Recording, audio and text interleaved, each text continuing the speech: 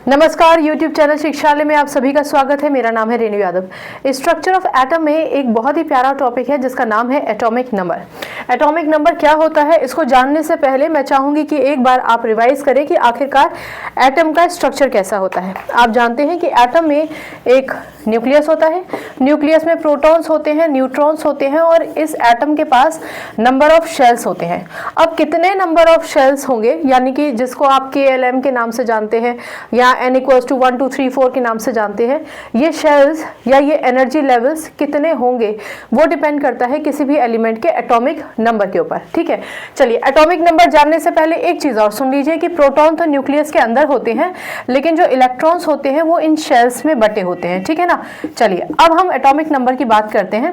Atomic number क्या होता है? एटॉमिक नंबर का मतलब होता है द नंबर ऑफ इलेक्ट्रॉन्स या फिर और number of protons in an atom, ठीक है। किसी भी एटम में कितने नंबर ऑफ प्रोटॉन होते हैं या कितने नंबर ऑफ इलेक्ट्रॉन होते हैं, उससे हमें पता चलता है कि किसी भी एलिमेंट का एटॉमिक नंबर क्या है। अब एक छोटा सा पॉज लीजिए और एक बात सुनने की और समझने की कोशिश कीजिए। किसी भी एलिमेंट में, कोई भी एलिमेंट है X, उसमें नंबर ऑफ प्रोटॉन हमेशा नंबर ऑफ इलेक्ट्रॉन के बराबर होते हैं। जैसे कि सोडियम का एग्जांपल लेती हूँ। सोडियम का एटॉमिक नंबर 11 है। इसका मतलब इसके पास जो टोटल नंबर ऑफ प्रोटॉन है वो भी 11 है और जो टोटल नंबर ऑफ इलेक्ट्रॉन है वो भी 11 है। ठीक, किसी भी एलिमेंट के जो प्रोटॉन होते हैं वो तो न्यूक्लियस के अंदर ही रहते हैं, सेंट्रलाइज्ड, लेकिन जो इलेक्ट्रॉन्स होते हैं वो बट जाते हैं, अलग अलग शेल्स में बट जाते हैं। ठीक है ना, यानी जो ऑर्बिट्स हैं या एनर्जी लेवल्स हैं उसमें बटे होंगे या जो शेल्स है उसमें बटे होंगे, बस इतना फर्क होता है। लेकिन अगर आप नंबर्स की बात करें तो प्रोटॉन और न्यूट्रॉन बराबर होते हैं। अब जैसे सोडियम का एटॉमिक नंबर 11 है तो कॉन्फ़िगरेशन होगा 281, यानी Kl और M, यानी सोडियम के पास कितने शेल्स होंगे वो उसके एटॉमिक नंबर से पता चला ना हमें, 3 शेल्स होंगे। तो आप जब कभी भी एटम का स्ट्रक्चर बनाते हैं तो उसके एटॉमिक नंबर के हिसाब से ही उसमें शेल्स बनाते हैं। ठीक, अब एक और बहुत ज़्यादा इंपॉर्टेंट बात है जो आपको पता होनी चाहिए, वो है कि जब कभी भी आप एटॉमिक नंबर की डेफिनेशन पढ़ते हैं तो उस डेफिनेशन के साथ आप ये तो पढ़ते हैं कि atomic number means number of electron या number of protons in an atom, लेकिन वो एटम हमेशा न्यूट्रल होना चाहिए, हमेशा न्यूट्रल एटम होना चाहिए। ठीक है, ये कॉन्सेप्ट समझना बहुत ज़्यादा ज़रूरी है क्योंकि बच्चे जब एटॉमिक नंबर लिखते हैं आयंस का, केटायन का या एनायन का, तो गड़बड़ कर देते हैं, उनके नंबर कट जाते हैं।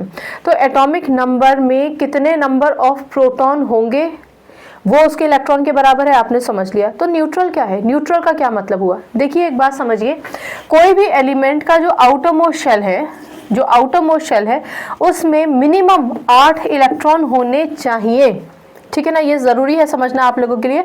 अब जैसे सोडियम का एटॉमिक नंबर 11 था, कॉन्फ़िगरेशन 281 हुआ, तो यानी M शेल, आखिर वाले शेल में सिर्फ एक ही इलेक्ट्रॉन है, होने कितने चाहिए? 8 इलेक्ट्रॉन होने चाहिए। 8 का आधा कितना होता है? 4। किसी भी एलिमेंट के पास अगर 4 इलेक्ट्रॉन होते हैं तो वो इलेक्ट्रॉन शेयर कर लेता है। 4 से कम होते हैं तो अपने इलेक्ट्रॉन दे देता है, यानी अगर सोडियम ने अपना एक इलेक्ट्रॉन दे दिया तो उस पर एक पॉजिटिव चार्ज आएगा। ये बहुत ज़्यादा इंपॉर्टेंट है आपको समझने के लिए। न्यूट्रल वर्ड को अगर मतलब समझना है तो ये लेक्चर सुन लीजिए पूरा। और अगर 4 से ज़्यादा, 8 स्टेबिलिटी के लिए ज़रूरी है, 4 होता है तो शेयर करता, 4 से कम इलेक्ट्रॉन होते हैं तो दे देता है और पॉजिटिव चार्ज गेन करके वो कहलाया जाता है कैटायन। लेकिन अगर 4 से ज़्यादा, 5, 6 या 7 इलेक्ट्रॉन किसी एलिमेंट के पास हो तो वो इलेक्ट्रॉन ले लेता है और लेने के बाद उस पर एक नेगेटिव चार्ज आ जाता है। मान लीजिए कोई भी एलिमेंट है उस पर नेगेटिव चार्ज आएगा, कितने नेगेटिव चार्ज आएंगे डिपेंड करेगा कितने इलेक्ट्रॉन ले रहा है, तो ये कहलाया जाता है एनायन। इन दोनों को हम कॉमनली कह देते हैं आयन। ये आयन है और ये न्यूट्रल एटम है। न्यूट्रल एटम का मतलब जब किसी एटम ने ना इलेक्ट्रॉन दिए हैं ना इलेक्ट्रॉन लिए हैं, तो वो न्यूट्रल कहलाया जाएगा। अगर उसने इलेक्ट्रॉन दे दिए या ले लिए अपने आप को स्टेबल करने के लिए, तो वो न्यूट्रल नहीं कहलाया जाएगा। तो बच्चे क्या गलती करते हैं, बच्चों से पूछ लिया जाता है कि बताओ Na पॉजिटिव के एटॉमिक नंबर क्या है, तो बच्चे टोटल नंबर ऑफ इलेक्ट्रॉन्स कितने हैं, तो बच्चे क्या लिख कर आ जाते हैं कि इसके पास टोटल नंबर ऑफ इलेक्ट्रॉन 11 है। नहीं जी, इसके पास टोटल नंबर ऑफ इलेक्ट्रॉन 11 नहीं है। 11 सोडियम के न्यूट्रल एटम के पास है, यानी इस एटम के पास है जिसने ना इलेक्ट्रॉन दिए हैं अभी तक अपनी स्टेबिलिटी कंप्लीट करने के लिए, तो ये एक न्यूट्रल एटम है। समझ में आ गया, न्यूट्रल एटम। तो अब कभी भी आप न्यूट्रल वर्ड समझेंगे तो आप समझ जाएंगे कि ये एक ऐसा एटम जिसने अपने इलेक्ट्रॉन्स को दिया या लिया नहीं है। ठीक है ना। चलिए, एटॉमिक नंबर को हम Z से रिप्रेजेंट करते हैं, और कोई भी एटॉमिक नंबर किसी भी एलिमेंट का हो तो हमेशा सबस्क्रिप्ट में लिखा जाता है। जैसे कि कार्बन का एटॉमिक नंबर 6 है, तो आप ऐसे लिखा पाएंगे, सबस्क्रिप्ट में लिखा हुआ पाएंगे 6, या फिर आप ऐसा भी लिखा पा सकते हैं। ठीक है ना, इस तरफ भी आप एटॉमिक नंबर लिखा देख सकते हैं, राइट। तो आपका क्या बेसिकली यहाँ से क्या मतलब है, मतलब कभी भी एटॉमिक नंबर को आप यहाँ नहीं लिख सकते हैं। आपसे कुछ पूछा जा सकता है कि कोई एलिमेंट है, कोई भी एलिमेंट है XYZ, उसका Z सिंबल शो करके बताएंगे कि एटॉमिक नंबर इतना है। तो Z किसके लिए रिप्रेजेंट होता है, एटॉमिक नंबर के लिए। एटॉमिक नंबर का रिप्रेजेंटेशन Z से किया जाता है। कोई भी element Z is equals to 11, मतलब atomic number is equals to 11। इतना समझ में आया। सबस्क्रिप्ट में एटॉमिक नंबर लिखेंगे, वो समझ में आ गया। न्यूट्रल एटम का मतलब होता है कि जिसने इलेक्ट्रॉन लिए या दिए नहीं है, उस एटम का एटॉमिक नंबर आप नंबर ऑफ इलेक्ट्रॉन से गिन सकते हैं। अब इसका क्या मतलब हुआ, इसका मतलब ये हुआ बच्चों कि अगर आप किसी भी कैटायन की बात करते हैं, तो कैटायन का मतलब हुआ कि उसने अपने आउटर मोस्ट शेल में कुछ बदलाव किए हैं, इलेक्ट्रॉन लिए हैं या दिए हैं, तो वो आयन कहलाया जाएगा। पर्टिकुलरली अगर इलेक्ट्रॉन दे दिए हैं तो वो कैटायन कहलाया जाएगा।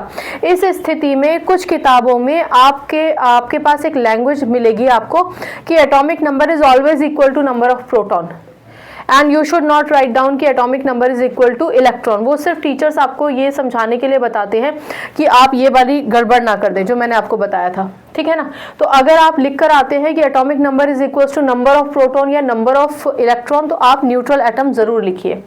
ठीक है। किसी भी आयन का एटॉमिक नंबर अगर आप पूछेंगे कि नंबर ऑफ प्रोटॉन कितने, इलेक्ट्रॉन कितने, तो प्रोटॉन तो 11 के 11 ही रहेंगे किसी भी आयन में, लेकिन इलेक्ट्रॉन उसके कम या बढ़ती हो जाएंगे। अगर वो कैटायन है तो इलेक्ट्रॉन कम हो जाते हैं, और अगर वो एनायन है तो इलेक्ट्रॉन बढ़ जाते हैं। उस कंडीशन में जब वो एलिमेंट एक आयन बन चुका है, तब आप उसका एटॉमिक नंबर तो जितना है उतना बोल सकते हैं। नंबर ऑफ प्रोटॉन भी एटॉमिक नंबर के बराबर रहेंगे, लेकिन नंबर ऑफ इलेक्ट्रॉन कम या ज्यादा हो जाएंगे। तो इस बात का आप ध्यान रखिए कि एग्जामिनेशन में आपसे एक न्यूट्रल एटम का atomic number in terms of number of electrons कितने हैं पूछा गया है, या आयन पूछकर आपको कंफ्यूज करने की कोशिश की जा रही है। आई होप आपको समझ में आया होगा। तो ये एक छोटा सा लेक्चर था किसी भी एलिमेंट के एटॉमिक नंबर को बताने के लिए। कोई भी ब्रह्मांड का एलिमेंट ले लीजिए, सबके एटॉमिक नंबर बराबर होते हैं। यानी अगर आप हम इस धरा पे रह रहे हैं, यहाँ जितनी भी कार्बन है उस सबका एटॉमिक नंबर 6 है। आप खदान में चले जाइए, माइंस करके कार्बन निकाल लीजिए, तब भी आपको उसका एटॉमिक नंबर कार्बन का 6 ही मिलेगा। आप ब्रह्मांड में चले जाइए, वहाँ से कार्बन ले आइए, उसका एटॉमिक नंबर भी 6 ही होगा। तो किसी भी एलिमेंट की पहचान होती है उसका एटॉमिक नंबर। ठीक है। लेक्चर खत्म करने से पहले फिर आपको बता दूं, एटॉमिक नंबर यानी नंबर ऑफ प्रोटॉन जो न्यूक्लियस के अंदर होते हैं, या नंबर ऑफ इलेक्ट्रॉन जो आउटर मोस्ट शेल्स में होते हैं, वो एटम न्यूट्रल होना चाहिए, तब आप उसको कह सकते हैं कि number of electron number of proton के बराबर होते हैं। लेकिन जैसे ही वो एलिमेंट इलेक्ट्रॉन ले देता है या दे देता है, यानी आयन बन जाता है, तो उसके पास प्रोटॉन तो उतने ही रहते हैं जितना उसका एटॉमिक नंबर है, लेकिन इलेक्ट्रॉन ऊपर नीचे हो सकते हैं। तो इस बात का खासा ख्याल रखिए कि आपसे किसका एटॉमिक नंबर पूछा जा रहा है। एग्जामिनेशन में हमारा काम होता है कि बच्चे की बेसिक कॉन्सेप्ट कितना क्लियर है वो जांचें, अलग अलग क्वेश्चंस को देकर या घुमा फिरा के क्वेश्चंस देकर। आपकी स्मार्टनेस होनी चाहिए कि आप बेस कॉन्सेप्ट ध्यान से सुने, ताकि आप बिल्कुल कंफ्यूज या मॉडल अप ना हो जाएं। ठीक है। चलिए मिलते हैं अगले लेक्चर में, और अब हम बात करेंगे कुछ और स्ट्रक्चर ऑफ एटम के टॉपिक्स की। तब तक अपना ख्याल रखिए, खुश रहिए, केमिस्ट्री से अपनी केमिस्ट्री अच्छी बनाइए, शिक्षा ले आइए। नमस्कार।